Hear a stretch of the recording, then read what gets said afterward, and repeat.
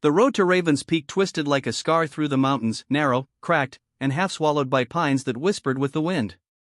Ethan Calloway gripped the steering wheel tighter as his old Ford climbed the final stretch. The house appeared through the fog like something out of a dream or maybe a memory. It sat on the ridge, quiet and skeletal, its timber bones silhouetted against the gray-blue sky. He had bought it for next to nothing. An old fixer-upper, the kind of project he thought would keep him busy after leaving the city. After 10 years working construction in Denver, he wanted silence, a place where the only sound was the crackle of a fireplace, not the hum of traffic or the chaos of clients who changed their minds every hour. He parked beside the overgrown driveway, stepped out, and inhaled the cold, pine-scented air. His boots crunched gravel. The house creaked, as though it recognized him. He smiled. "All right, old girl," he muttered. "Let's see what we can do." Inside, dust danced in thin beams of sunlight. The place had history: warped floorboards, old wallpaper peeling in curls, a grandfather clock that hadn't ticked in decades. But it had charm. Ethan could already see it: a fresh coat of paint, refinished floors, a wraparound porch restored to its former glory. It wasn't just a project, it was a new start. He spent that first evening unpacking tools and clearing debris. By nightfall, the mountain air grew colder, heavy with mist. As he lit a fire, a strange sound drifted through the walls, like faint footsteps above. He froze, listening. The old timber popped again. Just the settling, he told himself. Old houses talk. But when he stepped outside to grab firewood, his headlights caught something: tire tracks in the mud beside his driveway. Fresh ones. He hadn't noticed them when he arrived. The next morning, the sound of laughter woke him.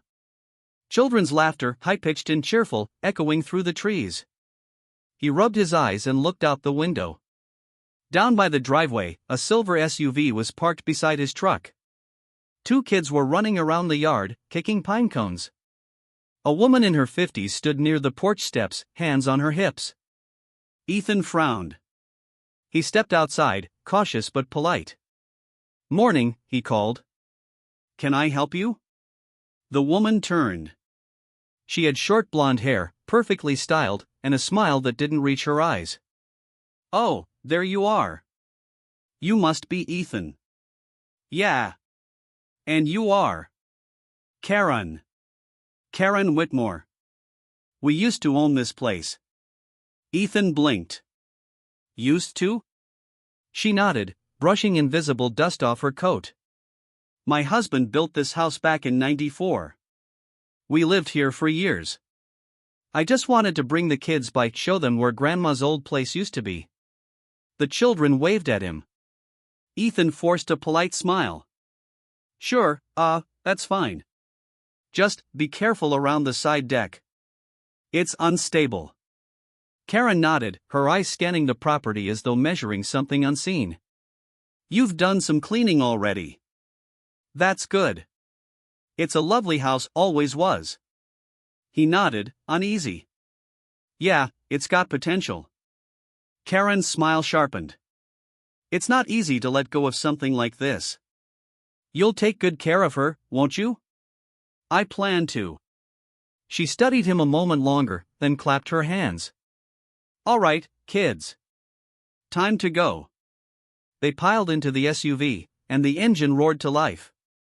As they drove off, Ethan exhaled. The encounter was odd, but harmless. Former owner nostalgia, he figured. People get attached.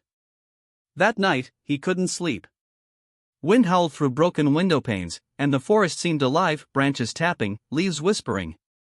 Then came the crunch of gravel. Headlights cut across the living room window. Ethan grabbed his flashlight, heart pounding, and stepped onto the porch. The same silver SUV was parked out front. Karen stepped out, this time carrying a tote bag and a stack of boxes. "What the hell are you doing?" he asked, trying to steady his voice. Karen smiled as if she hadn't heard the edge in it. "Well, funny story, the kids didn't want to leave. Said they missed Grandma's house. So, we decided to stay for a little while. Just until we find somewhere else." "Stay?" Ethan repeated. This is my property. Oh, I know. Don't worry. We won't get in your way. We'll stay in the upstairs bedrooms, they're still furnished, right? Ethan felt heat rising in his chest. No. That's not happening. Her smile didn't move. You're a kind man, Mr. Calloway. I can tell. You wouldn't want to upset the kids. It's only temporary. Before he could respond, one of the children appeared at the car door clutching a stuffed bear, tears streaking her cheeks.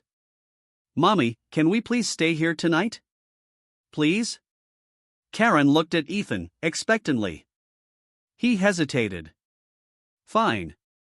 One night, he said, more to end the scene than anything else. But tomorrow, you're gone. Of course, Karen said sweetly. The next morning, the smell of bacon filled the air.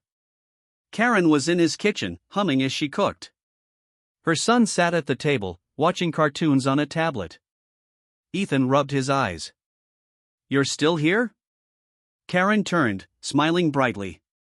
I thought I'd make breakfast as a thank you. He looked around, her boxes were stacked in the hallway. Clothes draped over the banister. Her SUV had been unpacked.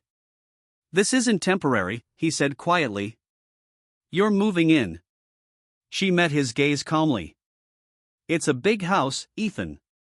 More than enough room for all of us. You need to leave. Karen's tone didn't change. We can talk about that later. That afternoon, Ethan drove to town and spoke with the local sheriff, an older man named Tom Jenkins. Tom listened patiently, then sighed. Whitmore family, huh? Yeah, I've heard about them. Karen's husband passed a few years back. She's been bouncing between properties ever since, claims ownership or squatters' rights, makes it a legal mess. So what do I do? Get a formal eviction order, Tom said. But I'll warn you, she's stubborn. Don't confront her directly. These things can turn ugly fast. Ethan nodded grimly. Thanks, Sheriff. When he returned that evening, his key didn't fit the lock. Karen had changed it. He pounded on the door. Karen! Open up! From inside came her calm, almost cheerful voice. You shouldn't get so worked up, Ethan. The kids are sleeping. This is my house. There was a pause. Then her voice, quiet but firm, not anymore. The porch light flicked off, leaving him in darkness. Ethan Calloway sat in his truck, the mountain air misting over the windshield, watching his house glow from within. Karen's silhouette passed across the curtains. A lamp flickered on in what used to be his bedroom. She'd claimed the master suite. He clenched his jaw. Sheriff Jenkins' words echoed in his mind, don't confront her directly. So he didn't. Not that night. Instead, he drove to the Raven County Motel, a squat building by the highway where the neon vacancy sign buzzed faintly. Inside, the night clerk gave him a half-interested look. Need a room? Yeah. Just for a couple nights. The clerk slid him a key and mumbled, Room 9. As Ethan closed the door to the small, stale-smelling room, he caught sight of himself in the mirror. He looked older than he remembered, eyes ringed with fatigue, hair dusted with drywall and anger. He sat on the edge of the bed and muttered, What the hell did I get into? Outside, the rain started again, soft, steady, and relentless. The next morning, he returned to Raven's Peak. The driveway was crowded now. Another vehicle, a beat-up pickup, sat beside Karen's SUV. Two men were unloading furniture. What the hell, he breathed. He marched up the steps. Hey! You can't bring that in here. One of the movers looked at him, confused. Ma'am said she owned the place. She doesn't. Before the man could answer, Karen appeared in the doorway, wearing a wool sweater and that same practiced smile. Ethan! Good morning. You hired movers, he demanded. Just rearranging things, she said breezily. It's a big house. We'll make it comfortable. Ethan's voice sharpened. You changed the locks. You moved in. You lied. Karen tilted her head. You told me we could stay the night. One night. That doesn't give you ownership. Her smile didn't waver. You really should calm down, Ethan. You're making the children uncomfortable. He took a step forward. You have until sunset to get out of my house. Karen's voice dropped, soft and venomous. You touch anything that belongs to me, and I'll call the police. And you'll be the one in cuffs. She turned to the movers. Please continue. Ethan stood there, helpless, as they carried her furniture inside a floral couch, boxes of dishes, a large framed photo of a man with Karen, smiling on the porch of that very house years ago. He left before he said something he'd regret. Sheriff Jenkins met him again that afternoon in his office, which smelled of old coffee and paperwork. The sheriff sighed as Ethan slammed the deed on the desk. She's changed the locks, Tom. She's brought in furniture. I know, Jenkins said. But you gotta handle this legally. If you try to force her out, she'll accuse you of trespassing or harassment. She's the trespasser. I agree. But until the county court processes your claim, my hands are tied. Could take a few weeks. Weeks? Welcome to the system. Ethan rubbed his face. You've dealt with her before, haven't you? Jenkins nodded slowly. Karen Whitmore's a pro at this. She finds abandoned or foreclosed homes, squats, plays the victim, and by the time it's sorted, she's milked months of free living. Sometimes longer. Ethan stared at him. You're saying she's done this before? More than once. But I've never seen her target a property that was already sold. She's getting bolder. Ethan leaned forward. So what do I do? The sheriff's eyes hardened. Document everything. Photos, dates, conversations. Don't go near her. Don't threaten her. Just build your case. Ethan nodded reluctantly. Fine. As he stood, Jenkins added quietly, and Ethan, don't underestimate her. She's manipulative, but she's smart. Stay careful. By the third day, Karen had turned the place into her personal kingdom. Flower pots lined the porch. Curtains were drawn tight. A private property sign hung on the fence, his fence. He parked at the end of the road and watched from a distance, documenting with his phone. Through the lens, he saw her chatting on the phone, laughing, sipping coffee on the porch swing she'd installed. His anger burned hotter with each passing second. Later that week, he filed the eviction notice at the county clerk's office. Paperwork. Fees. Deadlines. The process crawled like molasses. He drove back up the mountain just to remind himself what he was fighting for. That's when he saw smoke. Panic clawed at him as he raced up the hill until he realized it wasn't fire. It was the chimney. Karen had lit the fireplace. For a moment, he stood there, watching the orange flicker in the window. Inside, shadows moved Karen, her kids, and another man he didn't recognize, eating dinner around his table. His table. 2 days later, he returned with a locksmith. Can't change a lock that's already been changed by the current occupant, the man said nervously. She's not the occupant, she's a squatter. The locksmith shrugged. Look, buddy, I don't want to get dragged into a lawsuit. You need a court order. Ethan's patience cracked. He shouted, she stole my house. From the doorway, Karen's voice floated out, smooth as silk. You're making a scene again, Ethan. Maybe you should get some help. He spun around. She was holding her phone, camera pointed at him. Smile, she said softly. You're trespassing. He backed away, realizing too late that she'd set him up. That night, alone in the motel, he scrolled through a local Facebook group. A new post caught his eye.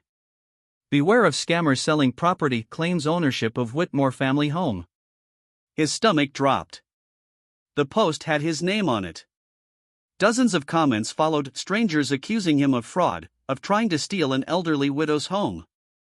Someone even posted a picture of him yelling on the porch, clearly taken earlier that day. Karen's photo. He slammed the phone down, his mind spinning. She wasn't just squatting, she was rewriting the story. A week passed. The court still hadn't processed his claim. He was losing sleep, money, and patience. The mountain that had once felt peaceful now felt cursed. Then, one night, as he sat in his truck outside the property, he saw something strange, lights flickering from the basement window. That basement had been locked since he arrived. The previous owner said it was storage. Curiosity won out over caution. He parked down the road and crept through the trees, silent as the wind. The window glowed faintly. Voices drifted out, Karen's, low and sharp. "You'll get your share when it's done," she was saying. "The papers are easy to fake. He'll never get the deed back." A man replied, "What about the sheriff?" Karen's voice hardened. "He won't risk his badge. Trust me, I've done this before." Ethan froze. Her words confirmed everything, the fraud, the manipulation, the setups. But then came a sound that chilled him, the faint cry of a child. "Mom, please, I don't like this place." "Go upstairs," Karen snapped. "Now."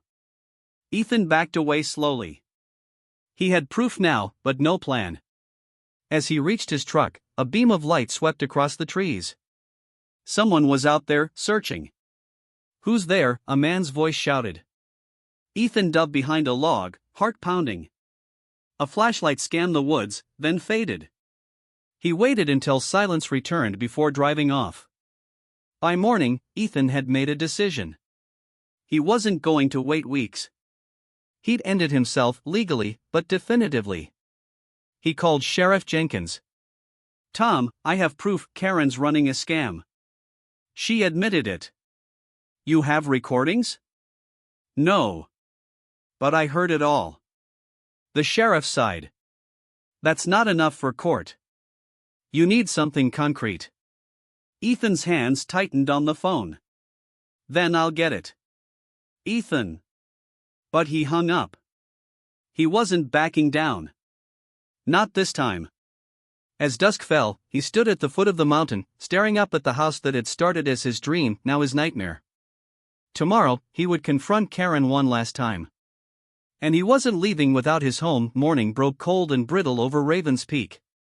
The mist hadn't lifted, it hung heavy over the valley like a warning.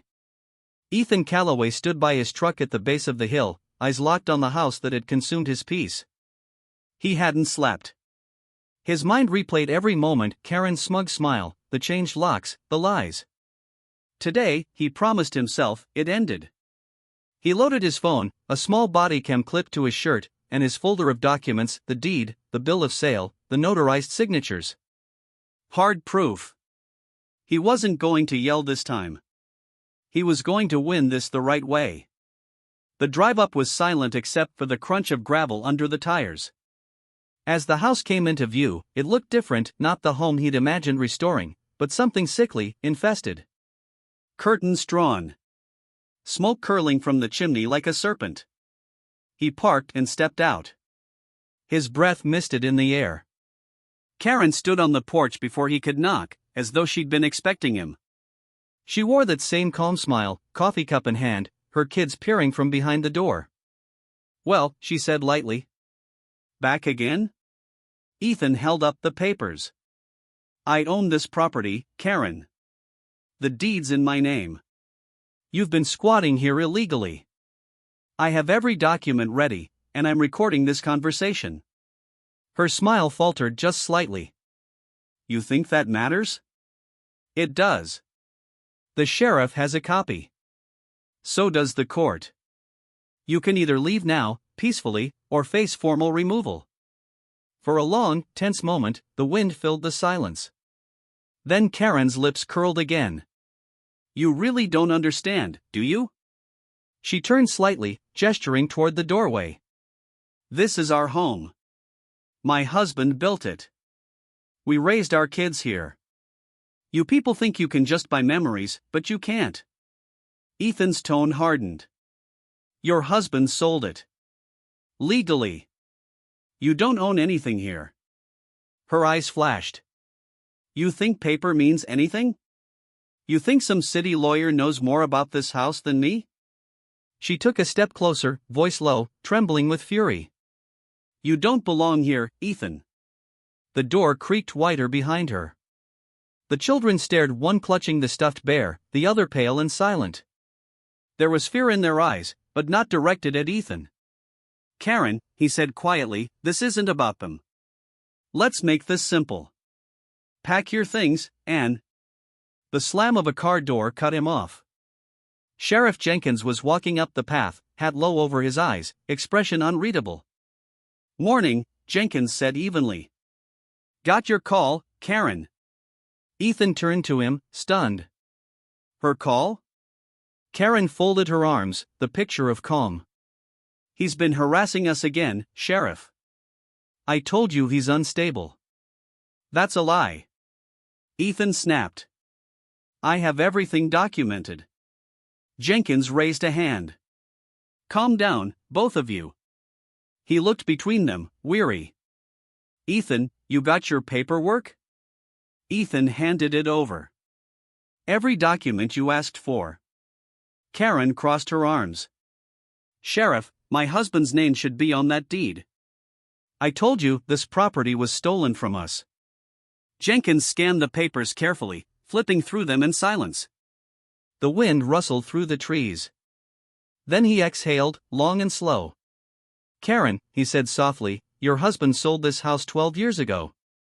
The records check out. You have no legal right to be here. Her face tightened just slightly, but enough for Ethan to see the cracks. That's not possible. You must be mistaken. I'm not. Jenkins looked up.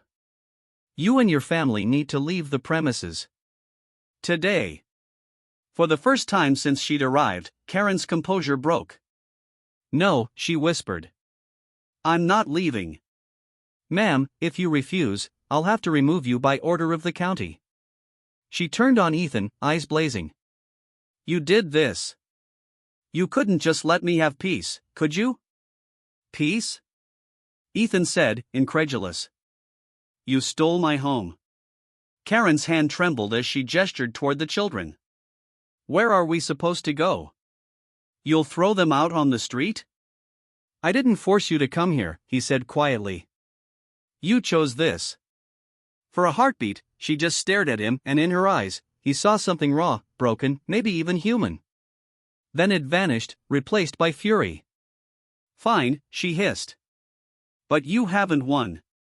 She turned sharply, barking orders to her kids. Get your things. Now. It took hours. Jenkins stayed until the last box was loaded into the SUV. The children climbed in silently, their faces pale. Karen stood by the porch one last time, staring up at the house like she was trying to memorize it. Then she looked back at Ethan. You'll regret this, she said softly. This house remembers who it belongs to. And she drove away. The sound of the engine faded into the distance, swallowed by the forest. For the first time in weeks, silence returned to Raven's Peak. Inside, the house was a mess. Broken dishes, cigarette smoke, and the faint smell of bleach lingered in the air. Furniture was overturned. His tools scattered. But it was his again. He walked through each room slowly, his boots echoing on the hardwood. The kids' drawings still clung to the fridge, crayon suns and stick figures smiling beneath mountain peaks. One of them had written, in shaky letters, Home Sweet Home. He felt a strange ache in his chest. By dusk, he'd started cleaning. Trash first. Then furniture. He opened the windows to let in the cold air. The house creaked, tired, but alive again. When he reached the basement door, he hesitated. The padlock hung broken, the chain on the floor. He hadn't touched it. Cautiously, he stepped inside. The air was damp, stale. Boxes were stacked in corners, most of them old storage. But near the back wall, something caught his eye, a box labeled Whitmore, Deeds in Karen's handwriting. He knelt and opened it. Inside were photocopies of old property titles, all for different houses, across 3 states. Each had the same pattern, Whitmore names scratched out, fake signatures forged in place. It was a record of every house she'd ever stolen. Ethan's breath caught. He pulled out his phone, snapping photos. "Got you," he whispered. As he turned to leave, something made him stop, a faint sound. A child's laugh. He froze. The basement was empty. Dust floated in the beam of his flashlight. The air was still. He shook his head, exhaling. "Old house," he murmured. "Just settling." The following week, Sheriff Jenkins called. "Got your email. Those photos you sent sealed the deal. Karen's under investigation in 2 counties. Fraud, trespassing, identity theft. You did good, Ethan." Ethan smiled faintly. "Thanks, Sheriff. Guess it's finally over." "Yeah," Jenkins said after a pause. "You can rest easy now." But Ethan didn't feel easy. That night, as he sat by the fireplace, he heard a familiar creak upstairs. Slow. Rhythmic. Like footsteps. He set down his mug and listened. Nothing. Then, a whisper. Faint, drifting down the stairwell, a child's voice. "Mom says this is still our home." Ethan stood slowly, every muscle tense. The fire popped behind him. The air grew cold. He climbed the stairs, step by careful step. The hallway stretched ahead, empty. Moonlight spilled through the window. And there, on the wall above the landing, something new, a crayon drawing taped to the wallpaper. A stick figure family, smiling in front of the house. Beside them, another figure, drawn in black. Alone. He swallowed hard. "Karen," he whispered, but his voice felt small. A soft laugh answered him, fading, echoing, gone. The house creaked again. Outside, the wind howled through the pines. A week later, contractors arrived to help with the restoration. Ethan had the locks changed again, repainted the walls, and tried to move forward. But sometimes, when he worked late, he swore he could hear footsteps above, faint and pacing, like someone restless. He never told anyone. He just kept fixing the house. And every night, before bed, he made sure to check the porch. Because sometimes, in the fog, he could still see tire tracks leading up the drive, fresh ones.